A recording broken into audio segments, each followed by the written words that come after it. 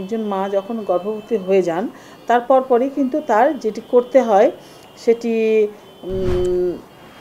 মূলত antenatal check up, যেটা আমরা বলি গর্ভবতীর সময় যে চেক আপটা করা হয়, সেই চেক আপ নিয়মিতভাবে এই চেক আপ করা উচিত। অবশ্যই আমরা বলছি 4টি চেক আপ করতেই হবে, আর ডাক্তার যদি পরামর্শ দেয় তাহলে এর বেশি করা যেতে পারে প্রয়োজন অনুযায়ী। সেই 4টি চেক আপের আমরা বলি যে প্রথম যখনই উনি প্রেগনেন্ট হবেন তখনই যেন এই চেক আপটা করে নেন, তাতে তার যে সমস্যাগুলো সেটি সংক্ষিপ্ত সময় বা দ্রুততম সময়ে নির্ণয় হবে এবং তার ফলে তার সমাধানও সহজ হবে। আমরা প্রথম চেক আপটি বলছি 3 মাসের মধ্যে হইতে হবে।